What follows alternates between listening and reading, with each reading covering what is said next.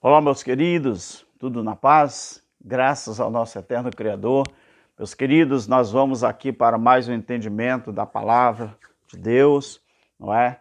Nós estivemos, graças a Deus, estudando bastante a palavra sobre os profetas e eu estudei um pouco sobre a vida de um grande profeta que foi do Velho Testamento, mas que tem uma lição muito grande para nos dar, desde que nós, vamos dizer, desde que a gente queira, desde que nós queiramos, não é, aprender sobre alguma coisa sobre a vida desse homem. E é o interessante que a vida de Ezequiel, claro que você não vai ver isso sendo pregado, não vai ver isso sendo ensinado em momento algum dentro das religiões.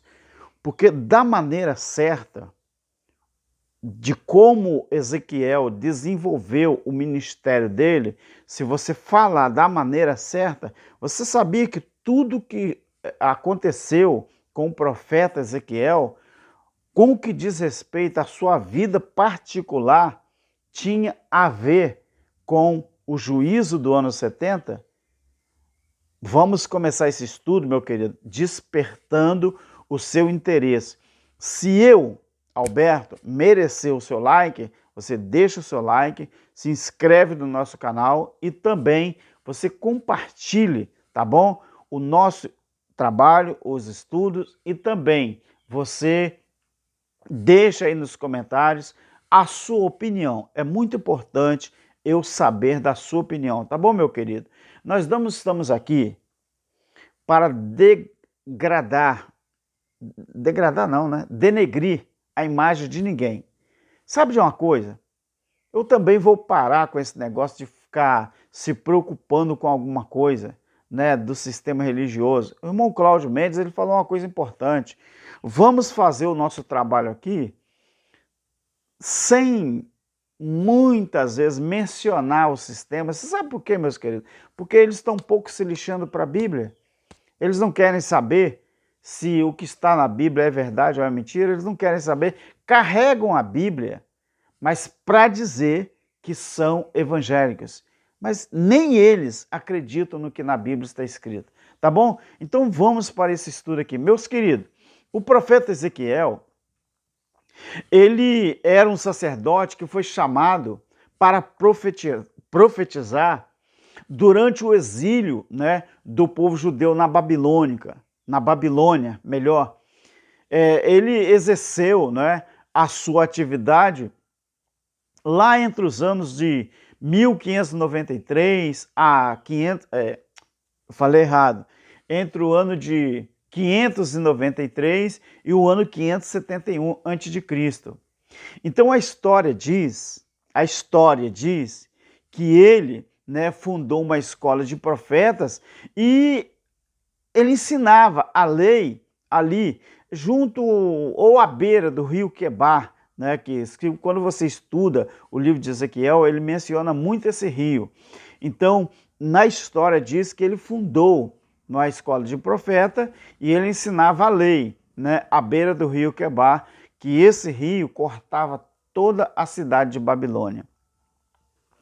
Então, quando você observa, chegou a gente aqui, né, na minha casa do lado aqui na oficina, e eu abaixei um pouco o tom de voz aqui.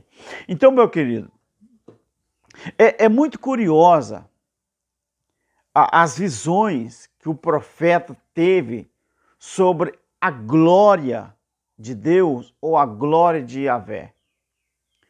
E os sinais que aconteceriam em sua própria vida, então demonstrava o quê?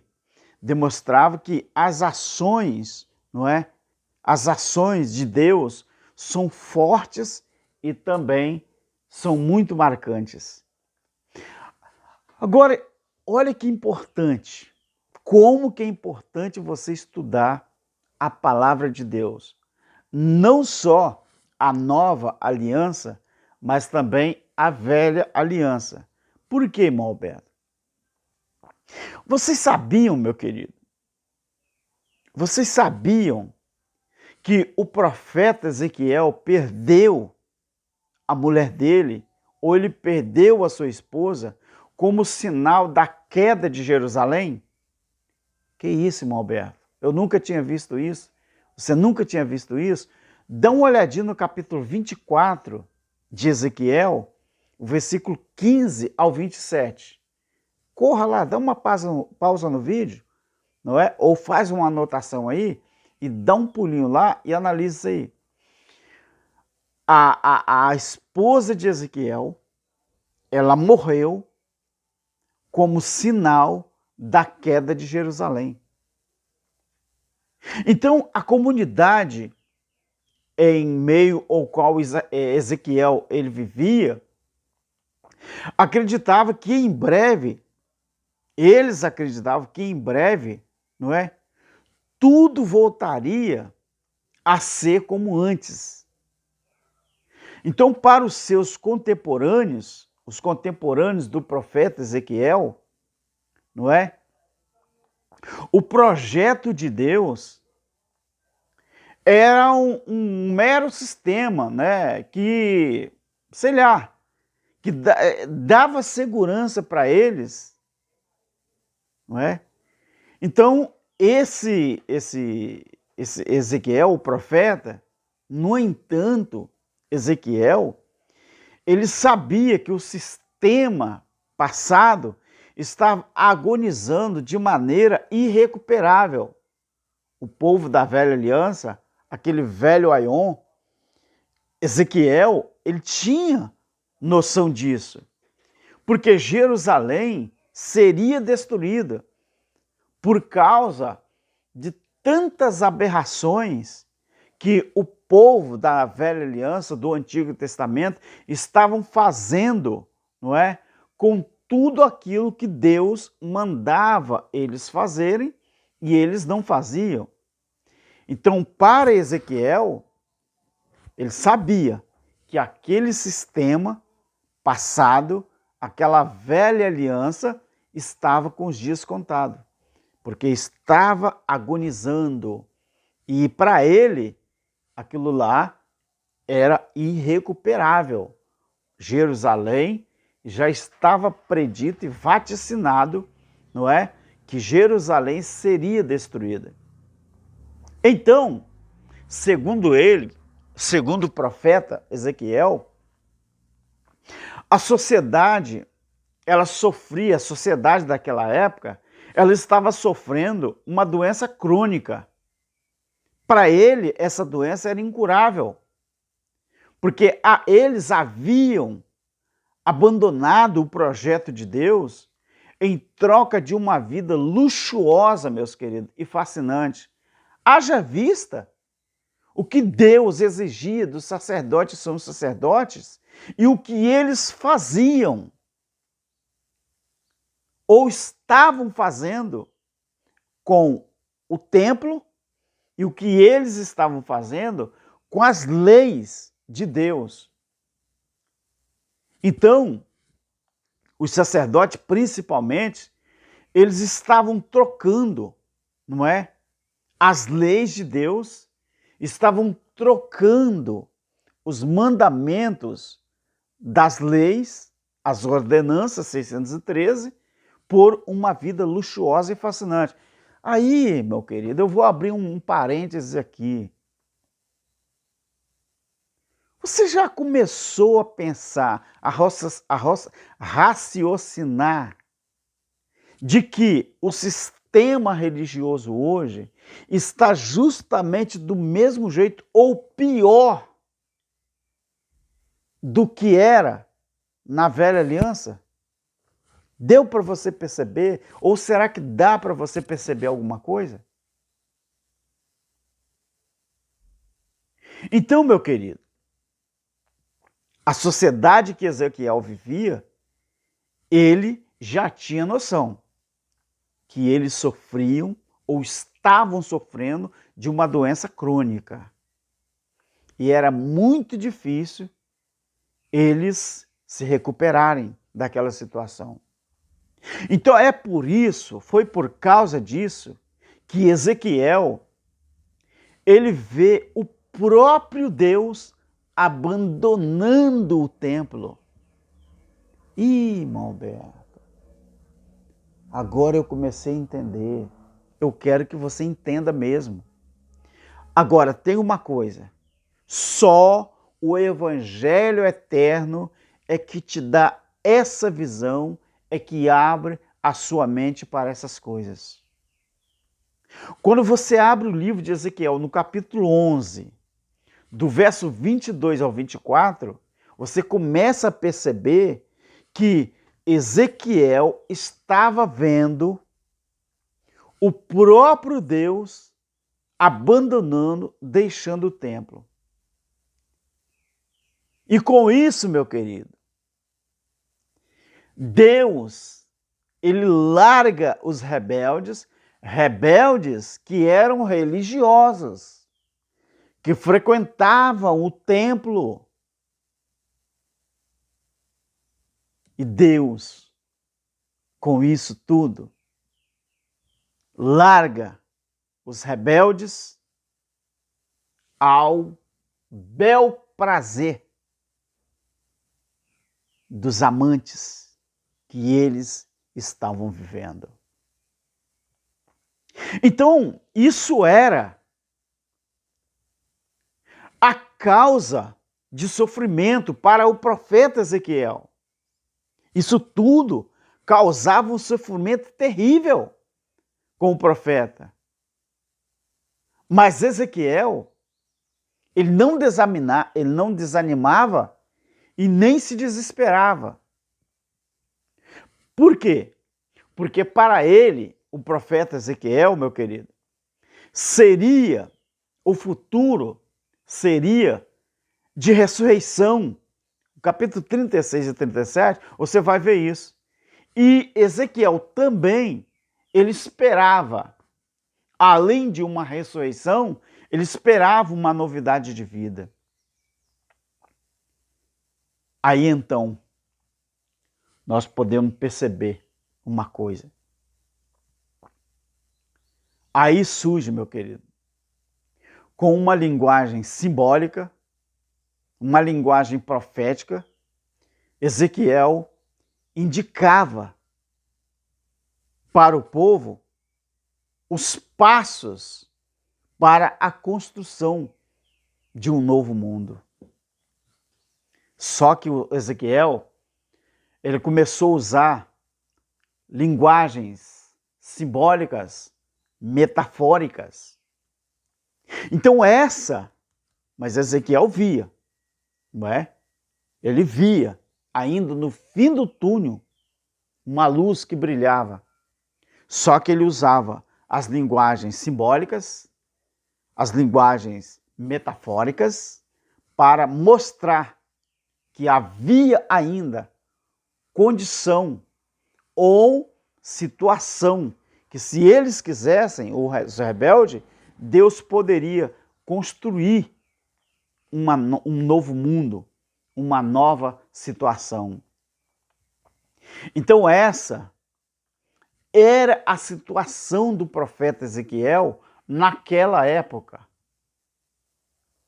Então, assumir a responsabilidade, não é, pelo fracasso histórico de um sistema que se corrompeu completamente, provocando a ruína de toda a nação. Não era fácil para Ezequiel. Então, Ezequiel, ele compreendia que a simples reforma de um sistema corrupto, não gera nenhuma sociedade nova. Essa simples reforma não gerava, nenhuma sociedade nova, não. Sabe o que é uma coisa, meu querido? Essa coisa de compreender que uma simples reforma, daquele sistema corrupto gerava uma sociedade nova, não era novidade, não. Apenas, para Ezequiel, apenas reanimava o velho sistema que cedo ou tarde acabaria sempre nos mesmos vícios. Haja vista o que está aí. 4.000 anos depois, 3.000 anos depois, ou, sei lá, nós estamos a 2.000 anos depois de Cristo. Mas isso aqui que Ezequiel falava era 593 a 571 antes de Cristo, ou seja, há quase 3.000 anos atrás. E o sistema, como que está? Então, converter-se a Deus, para Ezequiel, converter-se a Deus, assumindo o seu projeto, e a partir daí construir uma sociedade justa e fraterna, voltada para a liberdade e a vida. Então, com esse programa profético que Ezequiel desenvolvia nos seus dias, ele conseguia vislumbrar um futuro novo. Ele via isso. Deus, na visão de Ezequiel, usando essa linguagem simbólica, Deus, então, fazia o quê? Ou poderia fazer o quê? Então o povo tinha a noção que se eles se convertessem a Deus, assumindo o projeto de Deus, e a partir daí construir uma sociedade justa, uma sociedade fraterna, e se eles voltassem para a liberdade, para a vida. Então, a partir desse programa profético que Ezequiel falava, então vislumbrava ali um futuro novo. Deus voltaria para o meio do seu povo. O capítulo 43 de Ezequiel, do versículo 1 ao 7, é o 43 mesmo, do versículo 1 ao 7, você vai ver isso. Então, se eles conseguissem fazer isso, Deus voltaria para o meio do seu povo, provocando um surgimento de uma sociedade nova. Aí, meus queridos, todos poderiam participar igualmente dos bens e decisões que constroem ou construíam a relação social a partir da justiça do eterno Criador. Então, a doutrina, deste profeta tinha, por núcleo a renovação interior. E era preciso criar para si, para eles, no caso, um coração novo e um espírito novo. Ezequiel 18, o capítulo 18 trata disso aí, principalmente a partir do versículo 30, 31. Ou ainda, o próprio Deus daria outro coração novo e infundiria no homem um espírito novo. Capítulo 11, verso 19, o capítulo 36 e também o versículo 26. Agora tem uma curiosidade no livro de Ezequiel que eu não poderia deixar de falar. Uma curiosidade no livro de Ezequiel.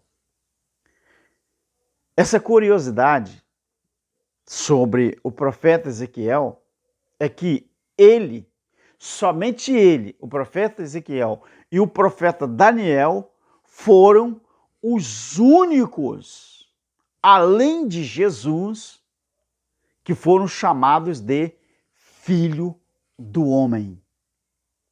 Outra coisa, meus queridos, Ezequiel, esse profeta, ele dá origem à corrente apocalíptica.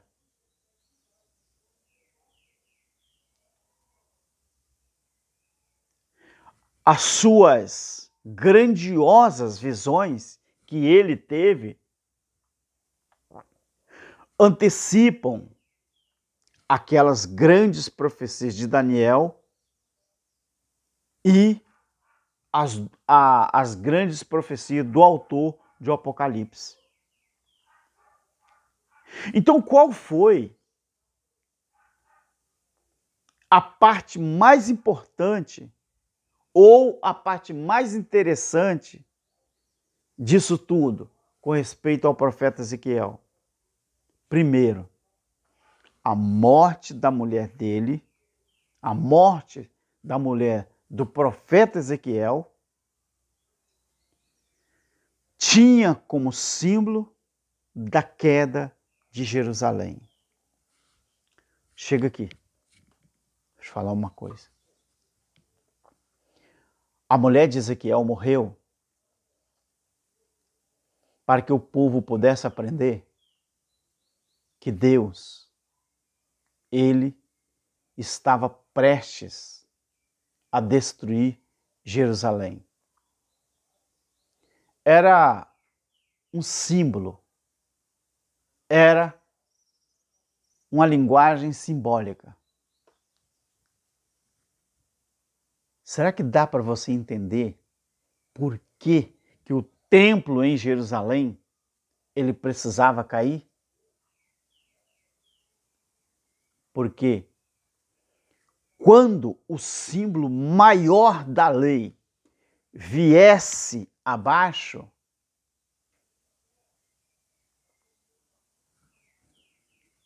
Deus estava cravando naquele mundo habitável que a velha aliança ela tinha acabado. A mulher de Ezequiel, a morte da mulher de Ezequiel apontava para o juízo do ano 70. A queda do templo em Jerusalém era a confirmação de que a velha aliança tinha acabado e começaria uma nova aliança. E qual é o símbolo maior da nova aliança? A reestruturação de um templo espiritual que não mais estaria em Jerusalém, mas estaria no mundo inteiro, no coração e na mente daqueles que acreditassem no eterno Criador.